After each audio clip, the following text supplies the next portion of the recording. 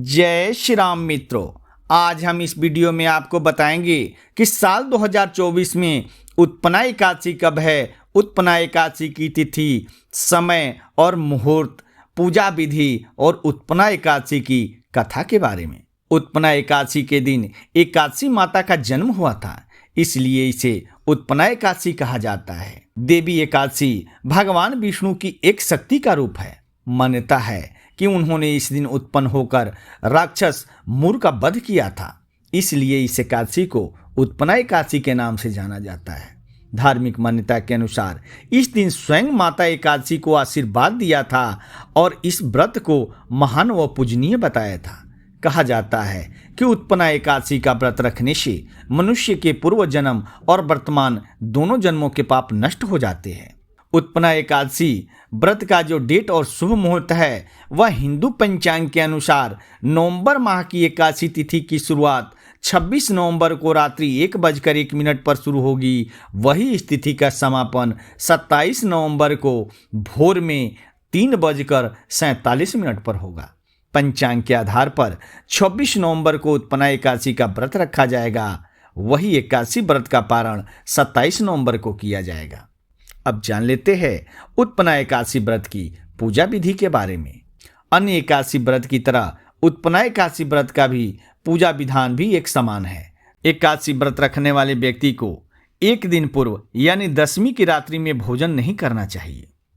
एकादशी के दिन प्रातः काल उठकर स्नान के बाद व्रत का संकल्प लेना चाहिए। इसके बाद भगवान विष्णु का पूजन करना चाहिए और उन्हें पुष्प, जल, धूप, दीप, अक्षत आदि अर्पित करना चाहिए।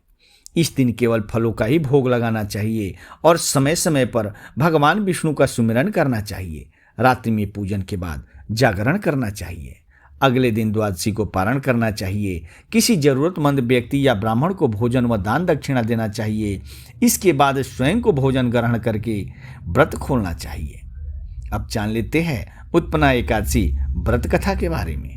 भगवान श्री कृष्ण ने स्वयं एकादशी माता के जन्म और इस व्रत की कथा युधिष्ठिर को सुनाई थी। सतयुग में मुर नामक एक बलशाली राक्षस था। उसने अपने पराक्रम से स्वर्ग को जीत लिया था।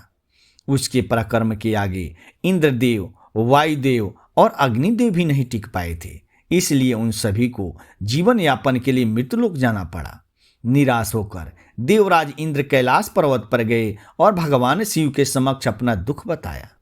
इंद्र की प्रार्थना सुनकर भगवान शिव ने उन्हें विष्णु के पास जाने के लिए कहते हैं।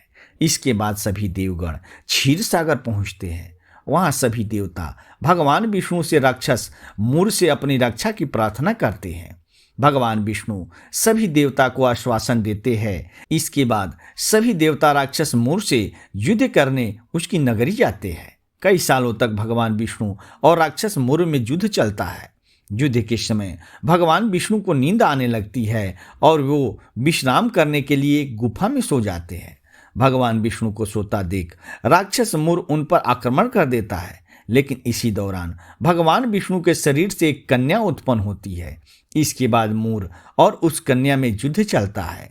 इस युद्ध में मुर घायल होकर बेहोश हो जाता है और देवी एकादशी उसका सिर धड़ से अलग कर देती है। इसके बाद भगवान विष्णु की नींद खुलने पर उन्हें पता चलता है कि किस तरह से उस कन्या ने भगवान विष्णु की रक्षा की है।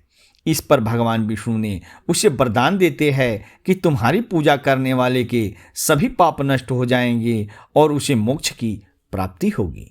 मित्रों, यह जानकारी आपको कैसा लगा? अगर यह जानकारी आपको अच्छा लगा हो तो प्लीज़ चैनल को सब्सक्राइब करके एक लाइक जरूर करना। धन्यवाद।